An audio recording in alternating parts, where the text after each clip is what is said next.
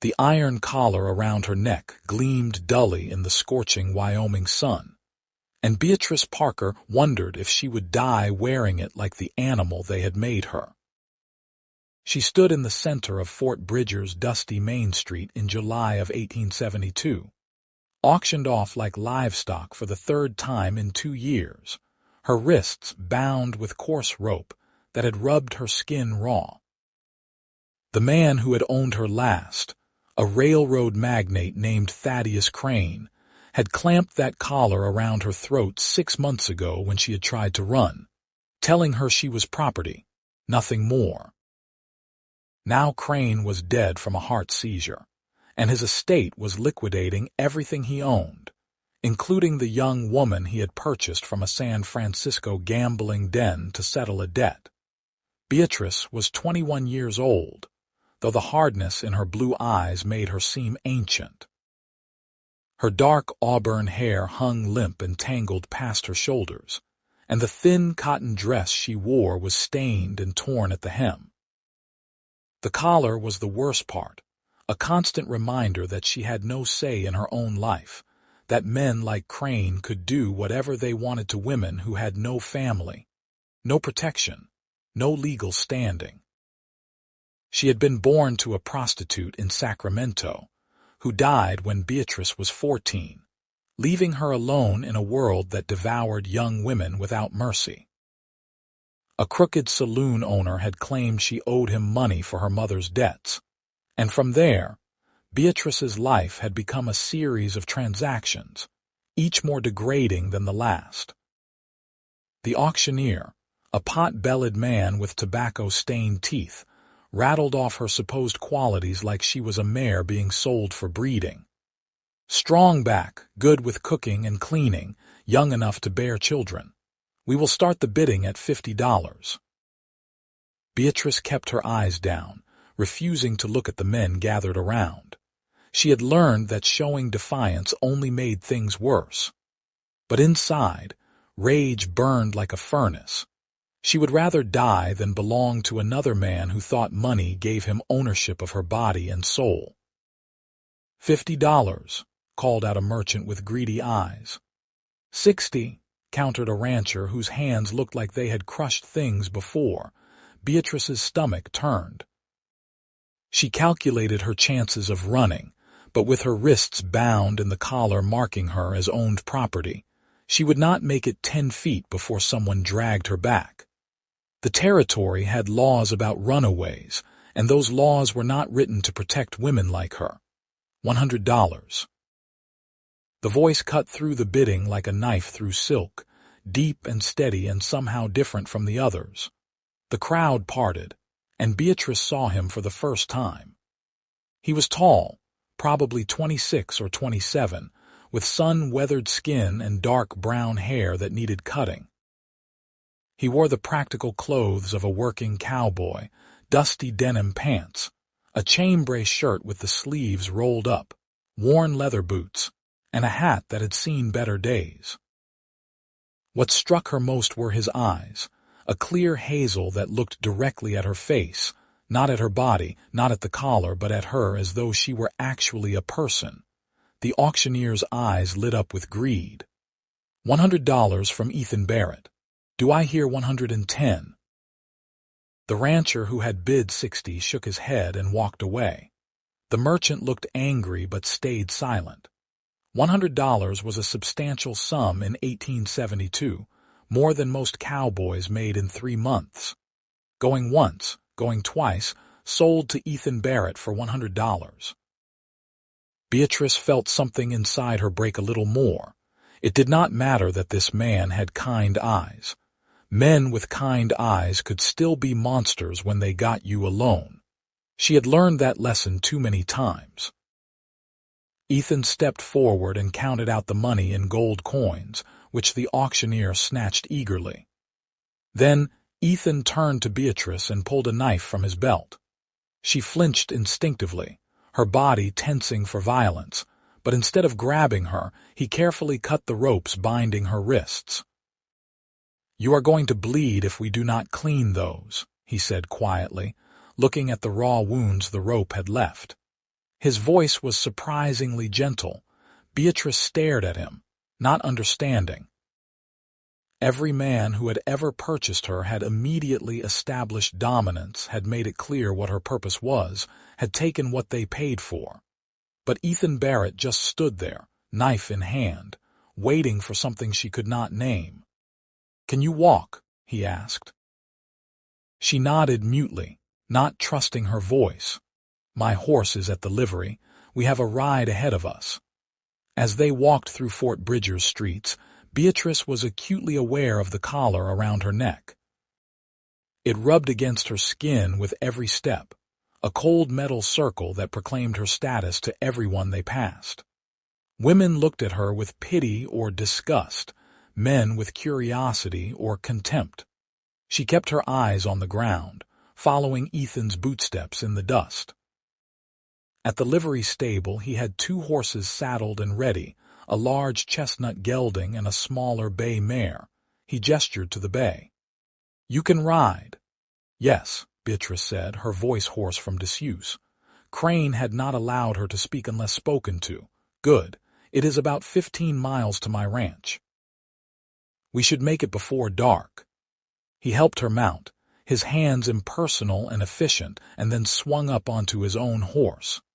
They rode out of Fort Bridger heading northeast, and Beatrice tried to memorize the route in case she needed to run. The Wyoming landscape stretched endlessly in all directions. Rolling hills covered with sagebrush and wild grass, mountains rising in the distance like sentinels. The sky was so vast it made her feel insignificant, but also somehow free in a way she had not felt in years. They rode in silence for over an hour. Beatrice's mind raced with possibilities, each darker than the last. Maybe Ethan Barrett did not want to establish his ownership in public. Maybe he was taking her somewhere isolated where no one would hear her scream. Maybe he was one of those men who liked to play gentle before showing his true nature. Finally, as the sun started to sink toward the western horizon, painting the sky in shades of orange and pink, Ethan slowed his horse to a walk. Beatrice did the same, her muscles tense with anxiety. "That collar," Ethan said without looking at her. "Did Crane put that on you?" Beatrice's hand went instinctively to her throat. "Yes." "Does it have a lock?" "No, it is welded shut." Ethan was quiet for a moment and she saw his jaw tighten. "When we get to the ranch, I am going to cut it off. I want you to know that ahead of time, so you are not frightened when I come at you with metal cutters." Beatrice's breath caught in her chest. "Why?" "Because no human being should wear a collar like a dog." His voice was hard with anger, but she sensed it was not directed at her. "Because what Crane did was wrong, and I will not have it on my land." She did not know what to say to that. Every response that came to mind seemed inadequate or dangerous. So she said nothing, and they continued riding as the sun dipped lower and the air grew cooler. Ethan's ranch appeared as they crested a low hill, a modest spread with a sturdy log cabin, a barn, a corral with several horses, and what looked like good grazing land extending toward a creek lined with cottonwood trees. It was not grand, but it looked well-maintained and honest, the kind of place built by hard work rather than inherited wealth. They dismounted in front of the barn, and Ethan took both horses to unsaddle and brush down. Beatrice stood awkwardly, not sure what was expected of her. In her previous situations, the rules had been made brutally clear within the first hour. Here, she had no framework to understand what was happening. "You must be hungry," Ethan said as he led the horses into the barn. "There is food in the cabin. Go ahead and eat whatever you want." "I will be in shortly." Beatrice walked slowly to the cabin, half expecting a trap. But the door opened easily, and inside she found a single large room with a stone fireplace, a bed in one corner, a table with 2 chairs, shelves lined with supplies, and a small kitchen area with a cast iron stove. It was clean and organized, the home of someone who took care of what they had. She saw only one bed, and her stomach clenched with familiar dread. She found bread, cheese, and dried meat on the shelves, along with a jar of preserved peaches that made her mouth water. She had not eaten since the previous day, and her hands shook as she cut slices of bread and cheese. She was still eating when Ethan came in carrying metal cutters and a small leather pouch. "Let me see that collar," he said, setting the tools on the table. Beatrice stopped chewing, her body going rigid. Every instinct screamed at her to run, but there was nowhere to go. She had learned long ago that running only made the punishment worse. Ethan must have seen the fear in her eyes because he held up his hands, palms out. "I am just going to cut it off. That is all. I promise you I am not going to hurt you." "Men always say that," Beatrice whispered. He looked at her for a long moment, and she saw something like pain cross his face. "I know, and I know you have no reason to trust me. But I am asking you to let me do this one thing. After that, if you want to leave, I will give you money and a horse and you can go wherever you want. But I need to get that damned collar off your neck." Beatrice did not believe him about letting her leave, but she also knew she had no real choice in the matter. Slowly, she approached him and tilted her chin up, exposing the collar.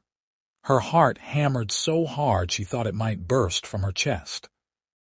Ethan positioned the metal cutters carefully, his hands steady.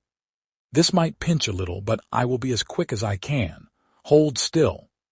The sound of metal shearing through metal was loud in the quiet cabin. Beatrice felt pressure against her throat, uncomfortable but not painful. And then suddenly the collar fell away in two pieces, clattering onto the table. The absence of weight around her neck was so sudden and strange that she gasped, her hand flying to her throat to touch bare skin. "There," Ethan said quietly. He picked up the severed collar with an expression of disgust. "Wait here." He walked outside, and Beatrice stood frozen, her fingers exploring the indentation the collar had left on her skin. She heard the sound of digging, and when she went to the door, she saw Ethan in the fading light, using a shovel to excavate a deep hole near the edge of his property. He dropped the collar pieces into the hole and buried them, packing the earth down firmly, as though he were interring something evil that should never see daylight again. When he came back inside, his hands were dirty and his expression was grim. "That is done. You will never wear anything like that again." Beatrice felt tears prick her eyes, and she turned away quickly, not wanting him to see. She had taught herself not to cry years ago because tears only made men feel more powerful. But the simple act of destroying that collar, of literally burying it deep in the earth, had cracked something in the armor she wore around her heart. "Thank you," she managed to say, her voice barely audible. Ethan washed his hands in a bucket of water by the door. "You should finish eating. Then we need to talk about some things." Beatrice returned to the table, but her appetite had vanished. She watched Ethan warily as he sat down across from her, his large frame making the chair look small. He folded his hands on the table and met her eyes directly. "Here is the situation," he said. "I bought you today because I could not stand watching you sold to men who were going to use you badly. I know that does not make me a hero. I still participated in a system that treats human beings like property, and I am not proud of that. But what is done, and now we need to figure out what comes next." Beatrice said nothing, waiting for the other boot to drop. "You can leave if you want," Ethan continued. "I meant what I said. I will give you money and a horse and supplies, and you can go to California or back east, or wherever you think you might have a chance at a decent life. But I am going to be honest with you. A woman alone on the frontier is vulnerable. You know that better than I do. What is the alternative?" Beatrice asked, her voice flat. "You can stay here. I need help running this ranch. It is hard work and I cannot pay much, but you would have a roof over your head, food to eat, and I give you my word that I will never touch you in any way you do not want. You would be an employee, not a slave. Not property. A person working for wages. Beatrice studied his face, looking for the lie. Men always lied about their intentions. But Ethan's hazel eyes were steady and clear, and there was something in the set of his jaw that suggested integrity. She wanted desperately to believe him, but belief was a luxury she could not afford. "What kind of work?" she asked cautiously. "Cooking, washing, mending, helping with the animals when needed. General ranch work. It is not easy, but it is honest. And if I stay, where do I sleep?" Ethan gestured to the bed in the corner. "You take the bed, I will sleep in the barn." "That makes no sense. This is your home. And you are a woman who has been through hell and needs to feel safe. The barn is fine. I have slept in worse places."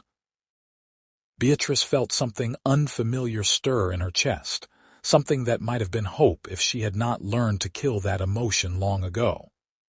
"How do I know you will not change your mind? How do I know you will not come in here one night and take what you think you paid for?" Ethan reached into his pocket and pulled out a small revolver, which he placed on the table between them. "You keep this under your pillow. If I ever do anything that makes you feel unsafe, you shoot me. I would rather be dead than become the kind of man who forces himself on a woman." Beatrice stared at the gun. It was a test, obviously. No man would give a woman he had just purchased a loaded weapon unless he was trying to prove something. But what if it was not loaded? What if this was all an elaborate game to make her lower her guard? As though reading her mind, Ethan picked up the revolver, opened the cylinder to show her it was fully loaded, then set it back down. "It is real and it is yours. Protection, not a threat." The sun had fully set now and the cabin was growing dark. Ethan stood and lit an oil lamp, casting warm light across the rough-hewn walls. "You do not have to decide tonight. Get some rest. We can talk more in the morning." He grabbed a blanket from a chest and headed for the door. "Bolt this behind me. Do not open it for anyone, including me, unless you feel safe doing so." And then he was gone, leaving Beatrice alone in the cabin with a loaded gun and more questions than answers. She heard his footsteps crossing to the barn, heard the barn door creak open and shut. Then silence, broken only by the sound of crickets and the distant howl of a coyote. Beatrice picked up the revolver with shaking hands. It was heavier than she expected, cold and solid and real. She checked the cylinder again, confirming it was loaded, then held it in her lap as she sat in the wooden chair, staring at the bolted door. She did not trust Ethan Barrett, could not trust him, not yet. But he had cut off the collar. He had buried it deep. And that single act had given her something she had not felt in 2 years, the faintest possibility that not all men were monsters. She did not sleep in the bed that night. She sat in the chair with the gun in her lap, watching the door, waiting for him to come back and reveal his true intentions. But the door never opened. The night passed slowly, and as the first gray light of dawn crept through the window, Beatrice finally allowed herself to believe that maybe, just maybe, Ethan Barrett had meant what he said. When full daylight came, Beatrice heard sounds from the barn, the lowing of cattle, the whinny of horses, the general noise of her ranch coming to life. She stood stiffly, her body aching from sitting in the chair all night, and went to the small mirror hanging on the wall. The face that looked back at her was gaunt and hollow-eyed, but the indentation around her neck from the collar was already starting to fade. She touched it gently, marveling again at the absence of that hated weight. A knock on the door made her jump. "Miss Parker." "I am going to leave some water by the door for washing. Take your time. I will be working with the horses if you need anything." Beatrice waited until she heard his footsteps retreat before unbolting the door. Outside sat a bucket of clean water, still cool from the well, and a bar of soap. She brought them inside quickly and bolted the door again, then stripped off the filthy dress she had been wearing and washed herself thoroughly for the first time in weeks. The soap smelled like lye and lavender, harsh but clean. She scrubbed away layers of dirt and degradation, wishing she could wash away memories as easily. She had no other clothes, so she had to put the same dress back on, but at least her skin was clean. She braided her hair to keep it out of her face and tried to make herself presentable. Then she tucked the revolver into the pocket of her dress, feeling its weight against her hip like a promise, and went outside to find Ethan. He was in the corral working with a young horse, patient and gentle, letting the animal come to him rather than forcing compliance. Beatrice watched from the fence, studying him. He moved with confidence but not arrogance, and when the horse finally allowed him to touch its neck, he rewarded it with soft words and a piece of apple from his pocket. "You are good with horses," Beatrice said. Ethan looked up and his face registered surprise that she had come out. "Horses are honest. Treat them right, and they will give you everything they have. Treat them wrong, and they will never trust you. There is something pure about that. Is that why you treat people the same way?" He smiled slightly, the first smile she had seen from him. It transformed his face, making him look younger and less weathered. "I try. Do not always succeed, but I try." Beatrice climbed over the fence and approached slowly the way Ethan had approached the horse. "I have decided to stay. For now. But I need some things to be clear. All right. I do the work you assign and you pay me wages. Real wages that I can save. You do not touch me. You do not come into the cabin without knocking, and if you break any of those rules, I leave or I use this." She patted the pocket where the gun rested. "Agreed." Ethan held out his hand. "Do we have a deal?" Beatrice looked at his outstretched hand for a long moment. Shaking hands was what partners did, what equals did. She could not remember the last time someone had offered to shake her hand like she was a real person. Slowly, she reached out and clasped his hand. His grip was warm and calloused and firm without being crushing. "Deal," she said. And so Beatrice Parker began a new life at the Barrett Ranch. The work was hard, just as Ethan had promised. She woke before dawn to start breakfast, spending hours cooking over the wood stove, learning to bake bread in the Dutch oven, preserving vegetables from the small garden behind the cabin. She washed clothes in the creek, scrubbing until her hands were raw, hanging everything to dry on lines strung between cottonwood trees. She mended torn shirts and pants by lamplight, learning to make neat, tiny stitches that would hold under hard use. But it was honest work, and that made all the difference. When Ethan asked her to do something, it was a request, not a command. When she made mistakes, as she often did in those first weeks, he corrected her with patience rather than anger. And true to his word, he never touched her beyond the occasional accidental brush of hands passing dishes at mealtime, always accompanied by a quick apology. He slept in the barn, even when the nights grew cold and Beatrice knew he would be more comfortable in the cabin. She heard him moving around sometimes in the early morning hours, feeding the animals before she had even risen, working himself to exhaustion day after day. She wondered what drove him, what had made him the kind of man who would spend his hard-earned money to buy a woman just to set her free. One evening in late August, after they had finished supper and were sitting on the porch watching the stars emerge, Beatrice finally asked him, "Why did you do it? Why did you buy me?" Ethan was quiet for so long she thought he might not answer. Then he said, "I had a sister. Her name was Emily. She was 2 years younger than me, smart as a whip, beautiful, full of life. When I was 20 and she was 18, our parents died of cholera. We had no money, no family to take us in. I tried to find work, tried to keep us fed, but it was not enough.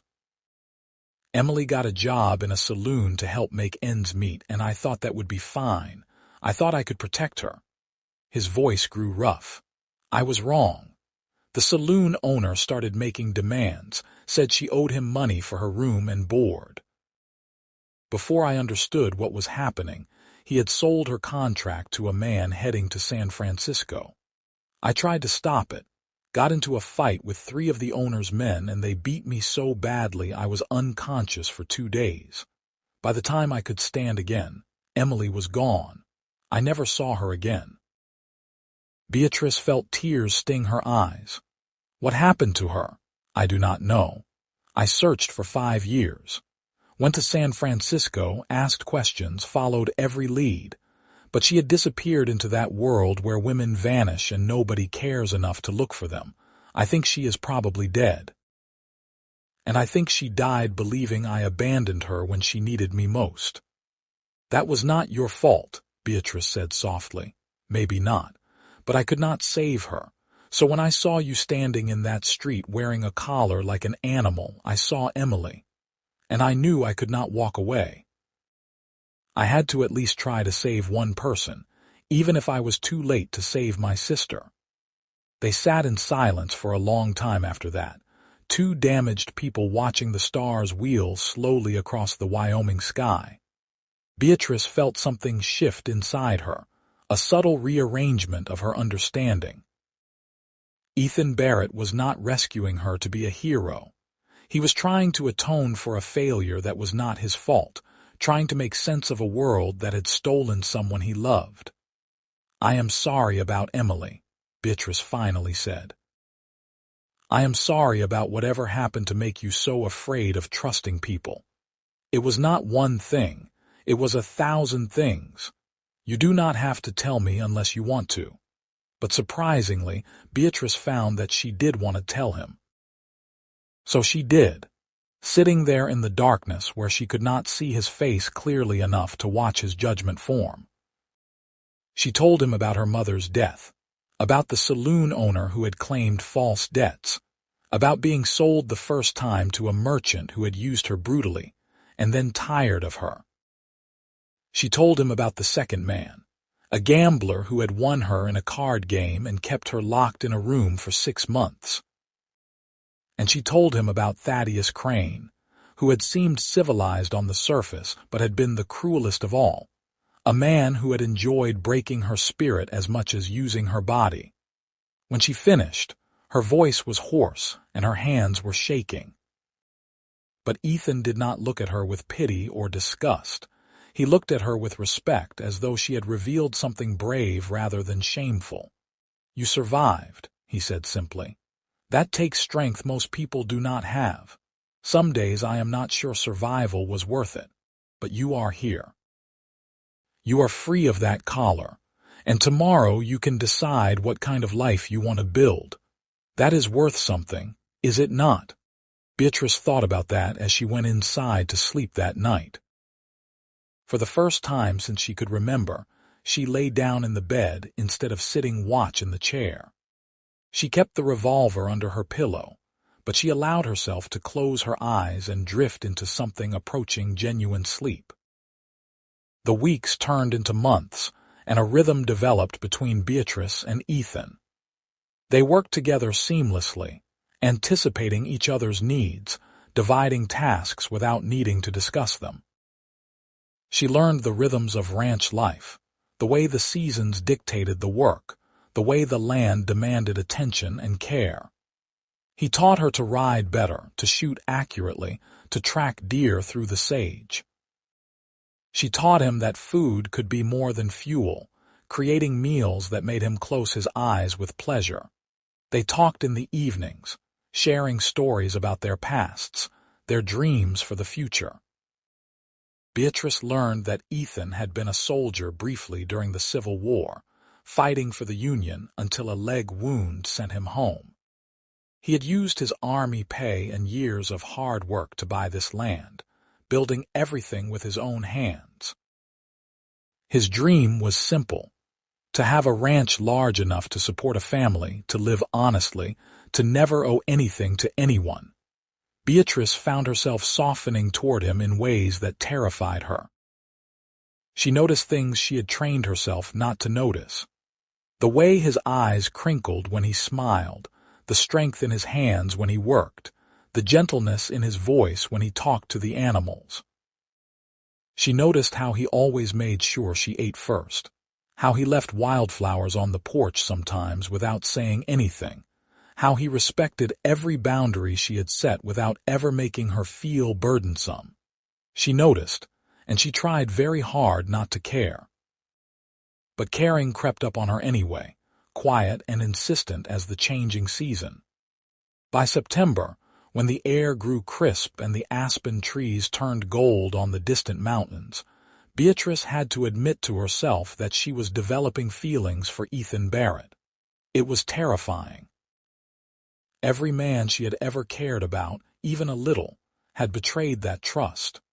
But Ethan kept being exactly who he claimed to be. Honest, kind, patient, and utterly without expectations of her beyond the work they had agreed upon. One evening in early October, a storm rolled in suddenly, the way storms did in Wyoming. The temperature dropped 20 degrees in an hour, and rain lashed the ranch in cold sheets. Beatrice was in the cabin preparing supper when lightning struck close enough to rattle the windows. She looked out and saw Ethan in the barn, but she knew the barn roof leaked in several places. He would be soaked and freezing all night. She made a decision. She walked out into the rain, getting drenched immediately, and ran to the barn. Ethan looked up in surprise when she burst through the door, water streaming from her hair and clothes. "What are you doing out here? You will catch your death. So will you. That roof leaks like a sieve and it is going to be near freezing tonight. You need to come inside." "Beatrice, we talked about this. You need your space. I need you not to die of pneumonia because you are too stubborn to come in out of the rain. I am not a child, Ethan. I can handle you sleeping on the floor by the fireplace without falling apart." He looked like he might argue, but another crack of lightning made the decision for him. They ran back to the cabin together, and once inside, Beatrice threw him a blanket. "Get out of those wet clothes before you freeze. I will turn around." She busied herself at the stove, stirring the stew she had been making, listening to the rustle of fabric as Ethan changed into dry clothes. When she turned back around, he was wrapped in the blanket, his wet things hanging by the fireplace to dry. His hair was dripping, and he looked younger somehow, vulnerable in a way she had never seen him. "Thank you," he said quietly. They ate dinner in a silence that was not quite comfortable but not uncomfortable either, just charged with something neither of them knew how to name. Outside, the storm raged on, but inside the cabin was warm and dry and filled with the kind of domestic intimacy that Beatrice had never experienced before. This was what safety felt like, she realized. This was what it meant to share space with someone who did not want to hurt you. After dinner, Ethan settled on the floor near the fireplace with his saddle for a pillow. Beatrice lay in the bed, watching the play of firelight on the ceiling, listening to the rain drum against the roof. She knew she should sleep, but her mind would not quiet. She kept thinking about the man lying on the floor, about all the ways he had proven himself different from every other man she had known. "Ethan," she said into the darkness. "Yes. Why have you never married?" He was quiet for a moment. "I came close once before the war. Girl named Sarah who lived on a neighboring farm. But when I came back wounded, she had married someone else. I was angry at first, but looking back, I think she did me a favor. We wanted different things. She wanted comfort and security. I wanted something else, though I did not know what at the time. What do you want now? Partnership, I suppose. Someone to build a life with, not someone to take care of or control. Someone who wants to be there by choice, not because society or economics forces them." Maybe that is asking too much. Beatrice's heart hammered in her chest. I do not think it is asking too much. She heard him shift on the floor. What do you want, Beatrice? It was the first time he had asked her that, and she realized no one had ever asked her what she wanted before. I want to never be owned again. I want to make my own choices, and I want. She hesitated, afraid to say it out loud. I want to know what it feels like to be with someone because I choose to be, not because I have no other option. That makes sense, Ethan said, and she heard the understanding in his voice. You deserve that.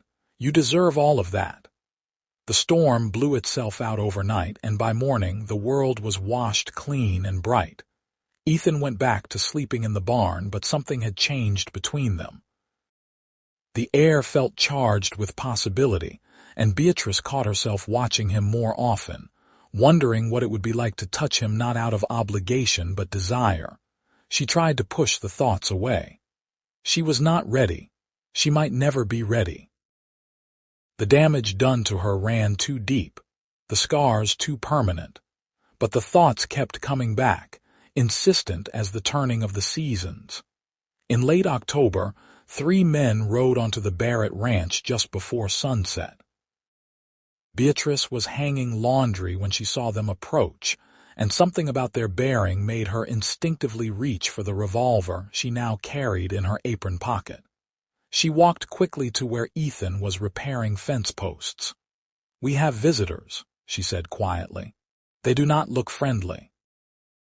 Ethan straightened, his face growing serious.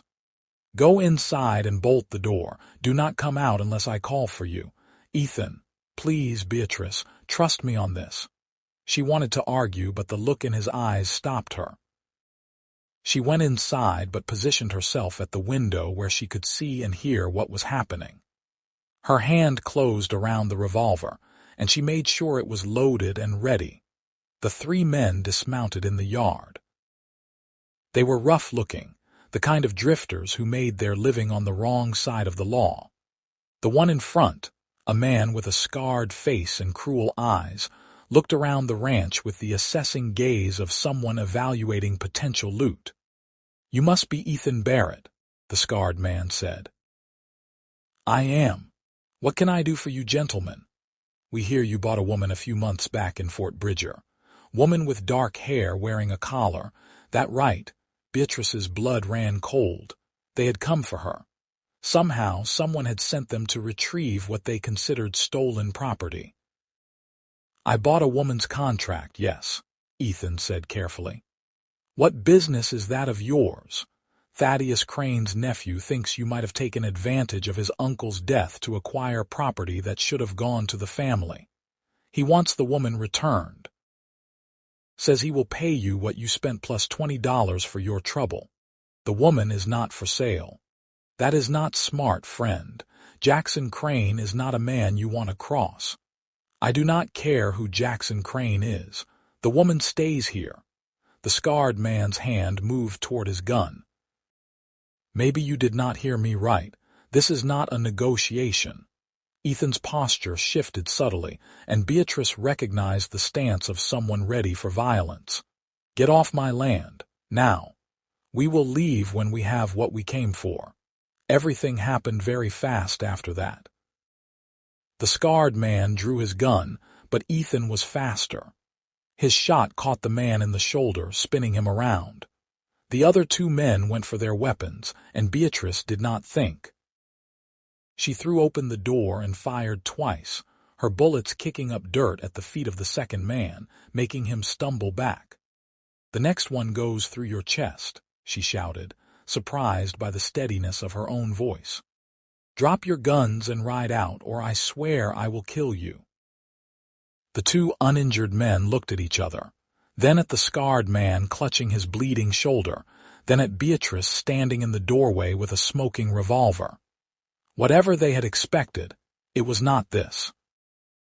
They dropped their guns, hauled their wounded companion onto his horse, and rode away at a gallop, disappearing into the gathering dusk. Beatrice stood frozen, the revolver shaking in her hands now that the immediate danger had passed. Ethan walked over and gently took the gun from her, setting the safety before handing it back. "Are you all right?" he asked. "I think so. Are you?" "Yes. Thank you for not staying inside like I asked. I could not let them take me, and I could not let them hurt you." Ethan looked at her with an expression she could not quite read. "We should prepare in case they come back with more men. Jackson Crane has money and influence. This is not over." But the men did not come back that night, or the next day, or the day after that. A week later, Ethan rode into Fort Bridger and came back with news. Jackson Crane had been arrested for fraud and embezzlement. Apparently, his uncle's estate was mired in debt and legal troubles, and Crane had been trying to liquidate assets, including humans he considered property, to pay off his creditors. But a federal marshal had been investigating him, and the attempt to reclaim Beatrice had given the marshal the evidence he needed to make an arrest. "It is over," Ethan told Beatrice. "No one is coming for you. You are free, legally and completely." Crane's claim on you never had any validity in the first place. What his uncle did was kidnapping and false imprisonment. The law just did not care enough to prosecute until money was involved. Beatrice sat down heavily, feeling like the ground had shifted under her feet. "So I could leave right now and no one could stop me." "That is right. You could go anywhere, be anyone. The world is open to you." She looked around the cabin at the life she had built here over the past 4 months. It was not the life she would have chosen if she had been given a choice at 18 or 20. But now, at 21, having survived things that would have broken most people, this life felt precious. This simple cabin, this hard work, this quiet companionship with a man who had proven himself worthy of trust, all of it had value she could not have imagined back when she stood in Fort Bridger Street wearing a collar. "What if I do not want to leave?" she asked quietly. Ethan looked at her, and the hope in his eyes was almost painful to see. "Then you could stay, not as an employee anymore, as a partner, as someone building this ranch alongside me. Ethan, I do not know if I can be what you need. I am broken in ways I do not think I can fix." He crossed the room and knelt in front of her, not touching but close enough that she could feel the warmth of him. "You are not broken. You are scarred, but scars are proof of survival, and I am not asking you to be anything other than who you are. I am not asking you to be ready for things you are not ready for. I am just asking if you would consider staying, building something here, seeing where this goes between us." Beatrice looked into his hazel eyes and saw no pressure, no expectation of reciprocation, just honest affection and infinite patience. She thought about the collar buried deep in the Wyoming earth. She thought about the gun under her pillow that she had not needed to use against him. She thought about the way he said her name like it was something valuable. "I would like to stay," she said, "but slowly. I need to do this slowly." "As slow as you need," Ethan promised. "I have waited this long. I can wait longer." The winter of 1872 was harsh, with snow piling deep and temperatures plunging below zero. Beatrice and Ethan worked together to keep the ranch running, feeding animals, breaking ice on water troughs, keeping the cabin warm. They developed a routine that was domestic and comfortable, and slowly, incrementally, Beatrice allowed herself to get closer to him. She let him hold her hand sometimes in the evenings. She leaned against him when they sat watching the fire. She allowed herself to enjoy the sound of his laughter and the warmth of his smile. And one night in January, when the cold was so intense that even the barn was uninhabitable for sleeping, she invited him to sleep in the cabin without any pretense about storms or necessity. "You can take the bed," she said. "I will sleep in the chair." "We could share," Ethan said carefully. "Just sleep. Nothing else. I would stay on top of the covers if that makes you feel better." "But it is cold, and there is no sense in either of us being uncomfortable when that bed is big enough for two people to sleep respectably. It was a risk. Everything in Beatrice screamed at her that this was how it started, how the boundaries came down, how the bad things happened. But she was tired of being afraid. She was tired of letting her past dictate her future, and more than anything she trusted Ethan Barrett. "All right," she said. They lay in the bed that night, a careful space between them, both fully clothed. Beatrice was so tense she thought she might shatter, but Ethan did exactly what he had promised. He lay still, his breathing slow and even, making no move toward her. And gradually, as the hours passed and nothing bad happened, Beatrice felt herself relax. She moved closer just slightly and felt the warmth radiating from him. She allowed her hand to rest near his, their fingers almost touching. "Is this all right?" she whispered. "This is perfect," Ethan whispered back, and it was. It was perfect in a way Beatrice had never experienced, this quiet intimacy without pressure, this sharing of space without demands. She fell asleep that way, close enough to touch but not touching, safe enough to rest. After that night, they shared the bed regularly, and Beatrice found herself healing in ways she had not thought possible. Touch became something she could enjoy rather than endure. Closeness became something she could want rather than fear. And slowly, tentatively, she began to imagine a future where intimacy was not just bearable but desired. Spring came to Wyoming with an explosion of wildflowers and new grass, and the ranch felt like it was waking from a long sleep. Beatrice planted a larger garden, putting in seeds for vegetables and herbs, working the soil with her hands and feeling connected to the earth in a way she never had before.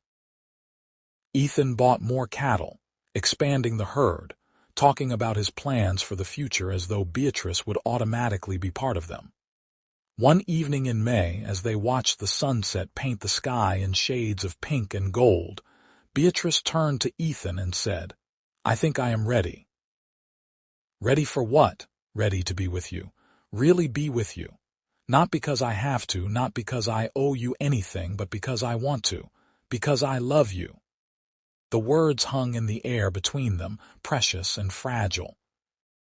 Ethan looked at her with wonder, as though she had given him something more valuable than gold. "Are you sure?" he asked. "There is no rush. I can wait as long as you need." "I am sure. I have never been more sure of anything in my life." Ethan stood and held out his hand, and Beatrice took it.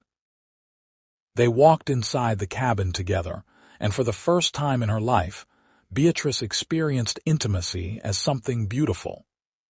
Ethan was patient and gentle, constantly checking to make sure she was comfortable, letting her set the pace and the boundaries.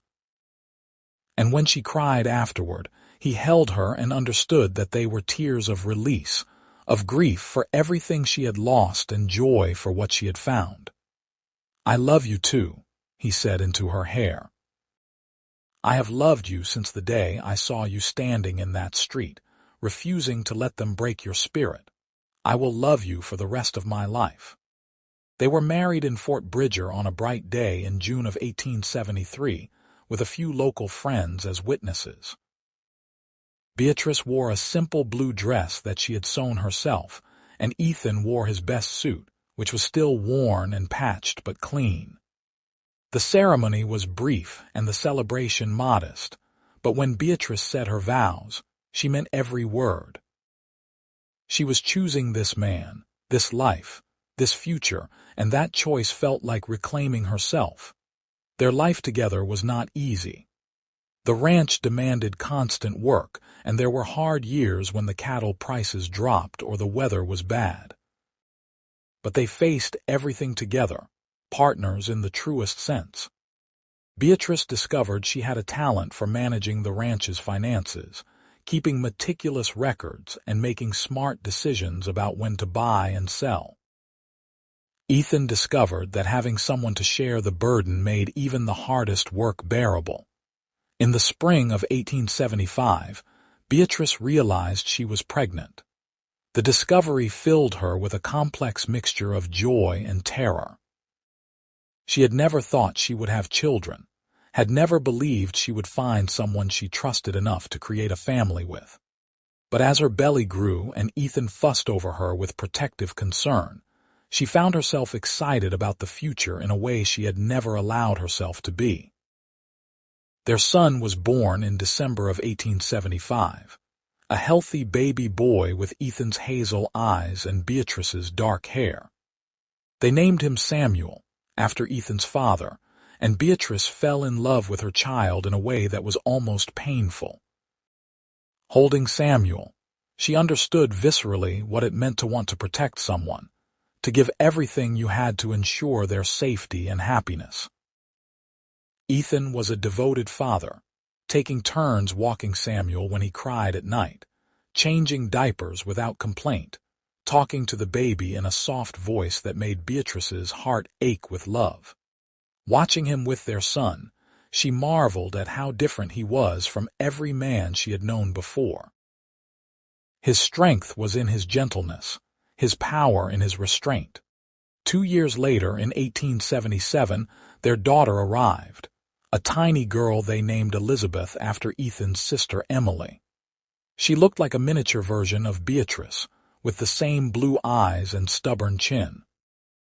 Samuel was a doting older brother, carefully bringing his baby sister toys and patting her head with 2-year-old enthusiasm. The Barrett Ranch grew over the years, becoming more prosperous as Ethan and Beatrice's hard work paid off. They hired hands to help with the cattle, but they never forgot what it felt like to struggle. They paid fair wages and treated their workers with respect, and in return, they earned loyalty and dedication. In 1880, when Beatrice was 29 and Ethan was 34, they finally had the money to build a larger house, a proper 2-story structure with bedrooms for the children and a kitchen that was not cramped and dark. But before the builders started work, Ethan took Beatrice out to the place where he had buried her collar 8 years earlier. "I want to build the new house right here," he said.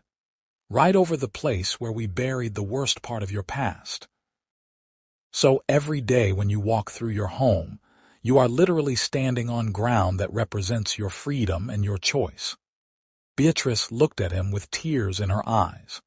After 8 years of marriage, he could still surprise her with gestures that showed how deeply he understood her. "That is perfect," she said. "Let us build our future exactly there." The house went up over the summer of 1880, a beautiful structure with glass windows that let in light and a wide porch perfect for watching Wyoming's dramatic sunsets. The children ran through the rooms, their laughter echoing off the walls, and Beatrice thought about the girl who had stood in Fort Bridgers Street wearing a collar, believing she had no future worth living. That girl could never have imagined this life, this joy, this profound sense of belonging. In 1883, they had another son, a sturdy boy they named Thomas, who inherited his mother's fierce independence and his father's patient temperament. Their family felt complete.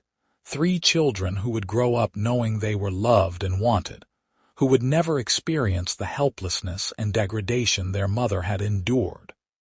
As the years passed, Beatrice became a respected figure in Fort Bridger and the surrounding ranches. She helped other women when she could, offering work to those who needed it, standing up against men who thought money gave them ownership. She never talked publicly about her own past, but people knew, the way people always knew things in small communities. And rather than looking down on her, they respected her resilience and her refusal to be defined by what had been done to her. Ethan's hair started going gray at the temples in his late 30s, and Beatrice discovered her own silver threads in her early 30s. They laughed about growing old together, about the lines forming on their faces from years of hard work and laughter. Samuel grew into a tall, serious young man who wanted to study law. Elizabeth was bright and curious, always asking questions, always wanting to understand how things worked. Thomas was the ranch hand of the family, happiest when he was working with the horses and cattle.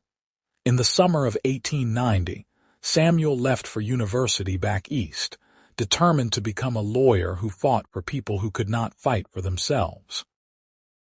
Beatrice cried as she watched him board the train, but they were proud tears. Her son would do good work in the world. He had been raised by parents who understood the importance of justice and compassion. Elizabeth followed 4 years later, heading to a women's college in Colorado to study medicine. Thomas stayed on the ranch, taking over more of the daily operations as Ethan's joints began to ache from decades of hard physical labor. The ranch continued to prosper, and in 1895, Thomas married a sensible young woman named Margaret who loved the ranching life as much as he did. Beatrice and Ethan became grandparents in 1896, when Thomas and Margaret had a daughter named Rose. Holding her first grandchild, Beatrice marveled at the impossible distance she had traveled from that terrible day in Fort Bridger 24 years earlier. The baby in her arms was free, loved, wanted, and protected. That was legacy. That was victory.